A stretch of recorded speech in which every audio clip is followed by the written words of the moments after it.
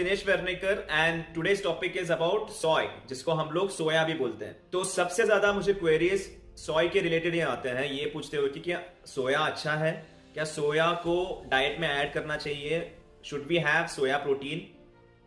तो आज मैं ये वीडियो सोया के ऊपर ही बना रहा हूँ, सोय के ऊपर ही बना रहा हूँ, ये समझाने के लिए आपको कि ये सोय क्यों अच्छा नहीं है और क्यों हमको वो खाना नहीं चाहिए। I'll be explaining you everything scientifically. A scientific nutritionist, as an updated nutritionist, मैंने अभी तक मेरे क्लाइंट्स को कभी सोया रिकमेंड नहीं किया है, उनके प्लान्स में कभी सोया ऐड नहीं किया है, because I know the harms of having soy products. But currently you are seeing ads on TVs कि सोया मिल्क पियो, सोया प्रोडक्ट्स खाओ, टोफू खाओ, इसमें प्रोटीन होता है, बहुत अच्छा है, बड़े बड़े स्टार्स एंडोर्स कर रहे हैं। स्कूल के टेक्स्ट बुक्स में ये बताया जा रहा है कि सोया खाना चाहिए, तो डाइटरी एसोसिएशंस वो बोल रहे हैं कि सोया खाना चाहिए। So what is the real crux behind it. पहले मैं शुरू करूंगा ओरिजिन से। So soy was originally cultivated by the Chinese farmers in 1100 BC, but in 19th century US को पता चल गया सोया के बारे में and they started cultivating it. और जब वो कल्टिवेट कर रहे थे उनको पता चल गया कि soya is a form of protein also and oil भी एक्सट्रैक्ट हो सकता है उससे, तो उनको उसमें फायदा दिखा, तो दे स्टार्टेड कल्टिवेटिंग इट। कल्टिवेशन क्यों? क्योंकि एनिमल को फीड करने के लिए, जैसे चिकन, पोल्ट्री वगैरह जो भी ब्रीडिंग होता था उसको फीड करने के लिए उनको लगा कि ये बहुत अच्छा है। And while they were cultivating it they found that इसको तो ज्यादा मतलब इंसेक्ट्स भी नहीं खाते इसको, और इसका कल्टिवेशन भी ज्यादा है, इसको पेस्टिसाइड्स भी नहीं लगते। सो जो investment value was very less and the profits were very high. तो then US become the largest producer of soy. Still US is the largest producer of soy. अब एक चीज US के बारे में जानना आपको बहुत जरूरी है कि whatever US manufactures or produces, right, it is very good in selling those things through marketing or through manipulation. सोया में वो पीछे नहीं रहने वाले थे, सोया में भी उन्होंने वैसे ही किया, because as they were the largest producers, they manipulated also and they marketed it also. तो कैसे किया ये? अभी आप देखोगे आपके आसपास जो भी बड़े बड़े ब्रांड्स हैं, 90% of the brands are US brands only. KFC, McDonald's, Pepsi, Coke, ये सब यूएस ब्रांड्स है, originated from US and they are the largest biggest brands in the world. US को ये भी पता है कि अगर वो वेपन्स मैन्युफैक्चर कर रहा है तो वो कितने अच्छे से वो सेल कर सकते हैं, वो भी उनको पता है, they can sell even weapons. तो सोया के मामले में उन्होंने ऐसा क्या किया कि सोया नाउ हर एक लोगों के जुबान हैं। तो सोया मैंने आपको, अगर मैंने मेरा अपने पिछले वीडियो देखा है about the best source of protein and the protein methods कि कैसे कैलकुलेट किया जाता है बेस्ट सोर्स ऑफ प्रोटीन, तो उसमें मैंने 4 मेथड्स दिखाए आपको। एंड उसमें से 3 मेथड्स जो PER मेथड है और NPU मेथड है, बायो अवेलेबिलिटी मेथड है, उसमें आपने देखा कि सोया ने सबसे कम मार्क्स स्कोर किए और जो एनिमल डिराइव्ड प्रोटीन होता है उसने सबसे ज्यादा मार्क्स स्कोर किए। अब 4th मेथड आता है PDCAA, so protein digestibility corrected amino acid score. ये मेथड 4th मेथड है। मैंने उसके बारे में लास्ट वीडियो में ज्यादा नहीं बताया था क्योंकि मुझे सोया के इसमें मुझे कवर करना था ये डिटेल में। तो PDCA's मेथड जो है ये सबसे नया मेथड इन्वेंट किया गया है by no one else but US only, ये दिखाने के लिए कि जो अदर मेथड्स, बाकी के मेथड्स में जो सोया सबसे कम स्कोर कर रहा था उनको सोया को अच्छा स्कोर करके दिखाना था, मैनिपुलेट करना था, तो उन्होंने खुद का ही मेथड इजाद कर दिया, दैट वाज PDCAA।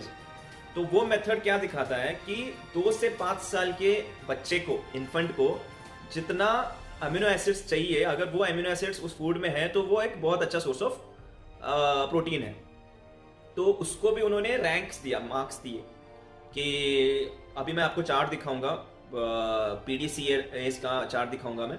उसमें आप देखोगे कि एनिमल डिराइव प्रोटीन जो कि एग्स और मीट जो है और मिल्क डेयरी जो है उसको 1 मार्क मिला है, और जो सोया है उसको भी 1 मार्क मिला है जो कि एक प्लांट प्रोटीन है।